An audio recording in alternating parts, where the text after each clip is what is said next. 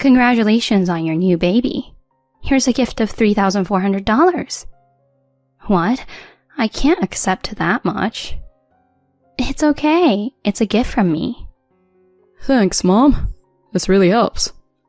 Although we were expressing our gratitude, I felt something was off the moment I held the envelope. When I checked inside, there was no money, but something else. I was so mad, I threw the envelope into the trash can. Hey, what are you doing? That's the money Mom gave us. Apologize to her right now. Unaware of what was inside, my husband Ralph scolded me. Would you say the same thing after seeing this? I showed him the contents of the envelope. He trembled and clenched his fists. Mom, don't mock us like this anymore. My name is Brooke. I'm 30 years old and an office worker. Ralph and I have been married for 2 years. We met at a mixer. He was handsome, and I was immediately attracted to him. He seemed interested in me too, and we started dating. He was kind and had a wonderful smile. I was so happy to be with him. Being together always felt relaxing. Our relationship smoothly progressed, and we started living together after a year. We began seriously considering marriage. A year after moving in together, he proposed, and we decided to get married. I had wanted to marry him too, so I was overjoyed when he proposed. We quickly went to greet each other's parents. My parents really liked him. Well, he's very nice and works at a big company, so he made a good impression on them. I was relieved my parents approved of our marriage. Next, we went to his parents' house. I was nervous on the way there. When we arrived, his parents welcomed us. Hello, you must be Brooke. Yes, nice to meet you. Thank you for having me today. No need to be so formal. We're happy to welcome you. My father-in-law, Mark, said this with a kind smile. He's just like Ralph, I thought. Ralph's kindness probably comes from him. Meanwhile, my mother-in-law, Paulina, stood straight, watching me intently.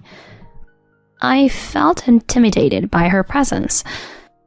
It's typical for mothers-in-law to be strict, I guess. I made sure to be polite. Mark kindly asked various questions, which made it easier for me to talk. But Paulina remained quiet. After we finished our marriage greetings, Ralph and I felt exhausted on the way back. That was stressful. Ralph, your mom is kinda scary. Really? She's usually nice. No, she was pretty intimidating, stern and silent. True, she was quieter than usual. But she's basically kind, so don't worry. If you say so. I was relieved to hear him say that. Both our families met without major issues, and our wedding went well. Many friends and colleagues attended, making it a memorable event. After our honeymoon, we started our life as a married couple. Living together before marriage meant our lifestyle didn't change much, but being newlyweds still felt new. We both worked, so we shared household chores. Ralph, having lived alone for a while, was good at cooking. We would prepare make-ahead dishes together, and whoever came home first would cook the main dish. We lived happily, adapting flexibly to each other's needs. Our rules for living together remained the same, and I was happy we could live blissfully in our own way. I thought our life would continue like this, gradually adding more happiness like having children and buying a house. However, something big happened 2 years into our marriage. What? Dad's in the hospital? It started with a sudden phone call. Mark had suffered a stroke and was hospitalized. Ralph and I rushed to the hospital. Dad, are you okay? Thanks for coming, you two. Sorry to worry you. I need to be hospitalized for a while for some tests. I see. Mark, let us know if there's anything we can help with. Thanks. That's sweet of you to say. After chatting in his room, we left. I'm worried about your dad. Yeah, me too. Let's visit him as much as we can. Thanks, Brooke. That means a lot. We visited him between work. The test results revealed he had cancer, with only about a year left to live. We were speechless at the sudden announcement. No, he can't be. Both of us, and especially Paulina, were deeply shocked. And of course, Mark himself must have been devastated. None of us could accept this unexpected turn of events. But we couldn't stay down forever. We had to cherish the remaining days with him. My husband and I decided to visit him every chance we got. He always seemed so happy to see us. We had a good time in his hospital room, listening to his stories. But after about 6 months, he reached the end of his life and passed away. We were prepared for it, but losing a loved one is still incredibly painful. We couldn't hold back our tears. We managed to arrange the funeral, but we cried throughout the ceremony. Mark was a well-respected man, and many people attended his funeral to pay their respects. Everyone was crying. I don't think anyone was there out of obligation. After the funeral, we were able to send him off properly. Gradually, my husband and I started to regain our strength and return to normal life. One day, Paulina contacted my husband. She wanted to talk and asked us to make time for her. So, on our day off, we went to her house. Mom, what's going on? Thank you for coming. I have a little favor to ask. Since your father passed away, I've been living alone, right?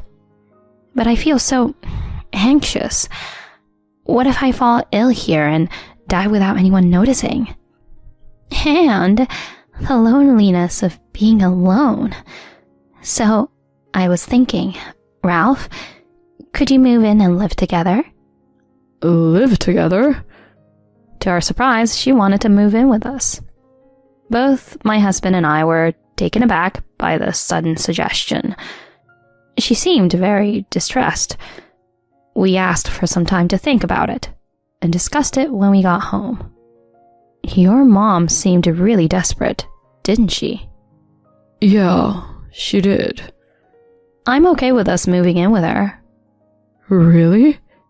Yeah, it's close enough to work, and seeing how anxious and lonely she is, I can't help but worry.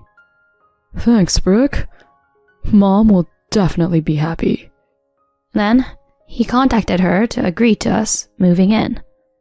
She seemed very pleased, which made me happy too. We then canceled our apartment lease and moved into her house. Mom, looking forward to living with you. Me too, sweetheart. At first, living together went relatively well. Having lost her husband, she seemed happy just to have people around. So she was initially kind to me. Thank you, Brooke, for helping with the household chores. It's really helpful to have you here. Not at all, I'm happy to be of help. She would express her gratitude to me like that. But about 3 months after we started living together, her attitude began to change. Hey, Brooke, when are you going to quit your job? What? I don't plan to quit my job. What? A wife should be at home supporting her husband. It's ridiculous for you to keep working. Have some shame. But I was shaken by this sudden change in her behavior. As she regained her strength, she started treating me terribly. A woman obsessed with her job. Not sure about that. Don't you realize that by not being a housewife, You're increasing my burden? I'm sorry. I appreciate that you take the initiative with the household chores. All I could do was apologize, but her harsh treatment continued. When will I see my grandchild? Are you not having kids because you're working? That's something my husband and I are discussing. She was right. We've been saying we want to focus on our careers for now. See, it's people like you who contribute to the declining birth rate. You should be pumping out babies left and right. Why does she have to say it like that? It seemed like she just wanted to blame me, and nothing I said mattered. She always picked times when my husband wasn't around to harass me. She was really mean, and I started to despise her. My husband was increasingly busy with work trips and overtime, so we rarely had time to talk. My mother-in-law took advantage of this and spread rumors about me to the relatives, who believed her since they had known her longer. The relatives sided with her, and they would say things like, "You shouldn't give your mother-in-law such a hard time.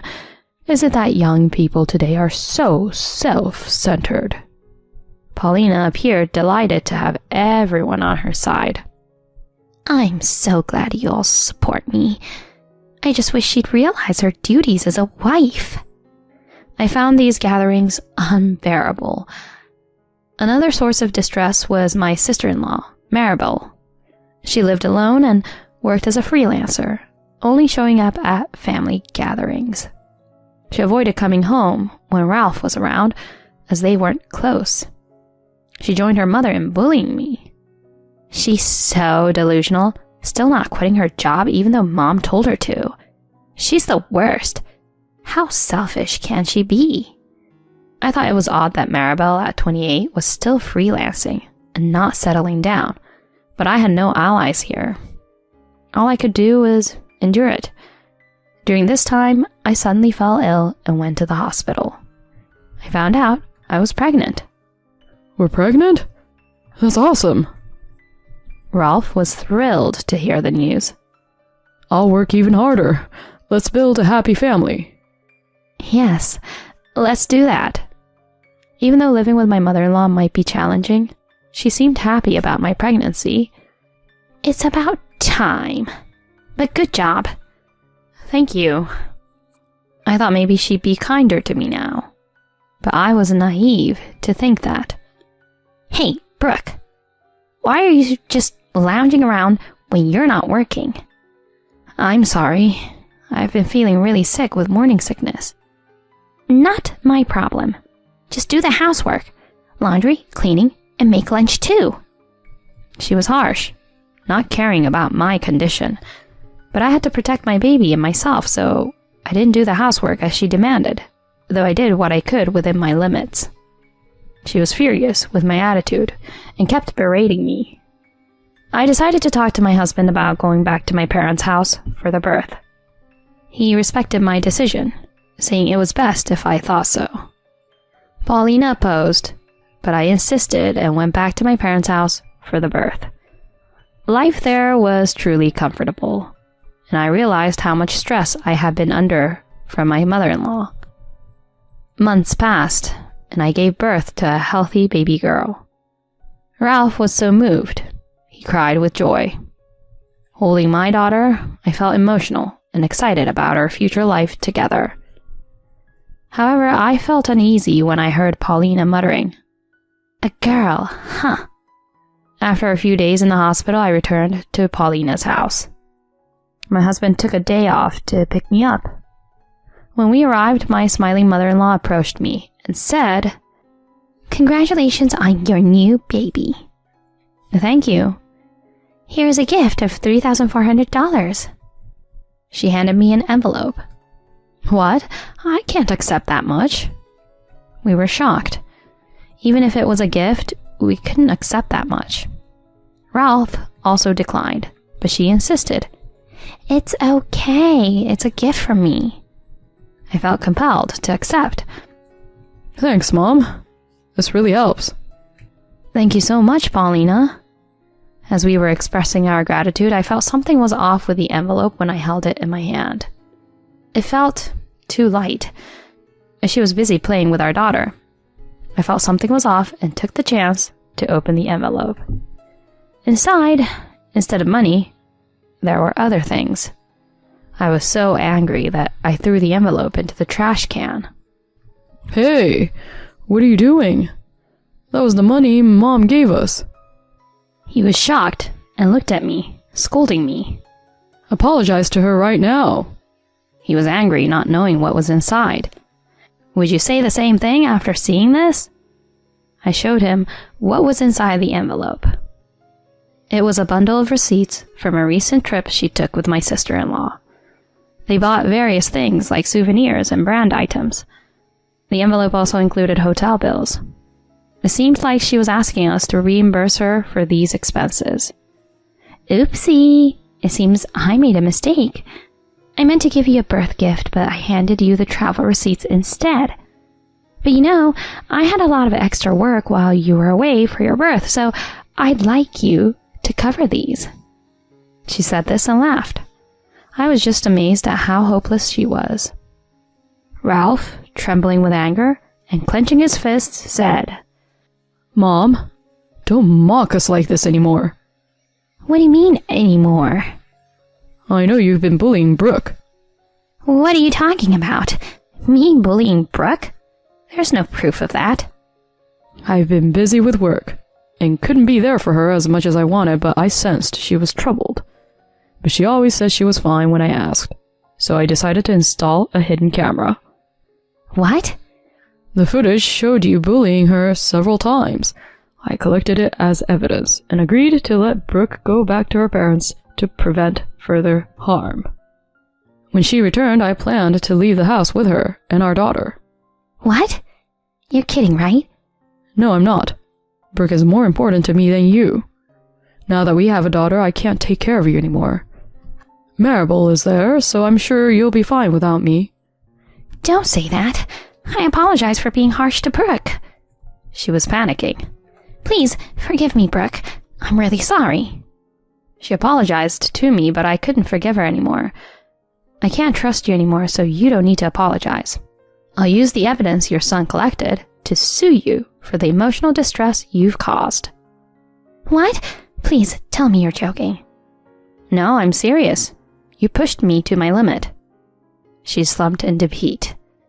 My husband and I packed our belongings, left the house with our daughter, and put our stuff temporarily at my parents' house. We then rented a new place and moved in, cutting off all contact with my mother-in-law and making sure she didn't know where we were. We sent a formal notice and sued her for damages. When Maribel called my husband, furious, he told her she would also be sued, and she went silent. We stopped attending family gatherings. However, a kind relative who had always been nice to me secretly contacted me and told me that my mother-in-law and sister-in-law, faced with the lawsuit, were now asking relatives for money. The relatives quickly distanced themselves from them. The two, known for their wasteful habits, had quickly squandered my father-in-law's inheritance and were now trapped in a cycle of debt and overspending.